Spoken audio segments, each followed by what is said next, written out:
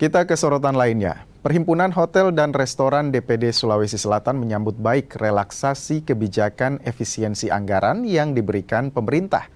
Relaksasi kebijakan efisiensi anggaran ini diharapkan bisa mengurangi dampak anjloknya bisnis hotel di tanah air. Relaksasi kebijakan efisiensi anggaran yang diberikan Kementerian Dalam Negeri jadi angin segar bagi pengusaha hotel dan restoran di Sulawesi Selatan. Relaksasi berupa dibolehkan kegiatan pemerintah di hotel, membuat bisnis hotel bisa kembali bangkit usai babak belur dalam 6 bulan terakhir.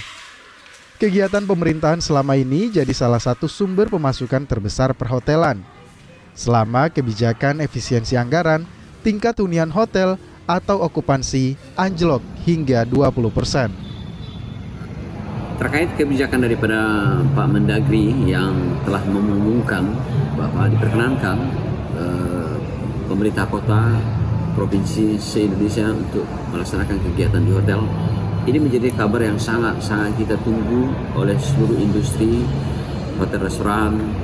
DPP, DPD, PHRI Indonesia mengucapkan alhamdulillah, syukurillah terkait dorongan pemerintah. Artinya pemerintah tahu persis kondisi sekarang tanpa melibatkan kegiatan pemerintah maka industri akan kolaps.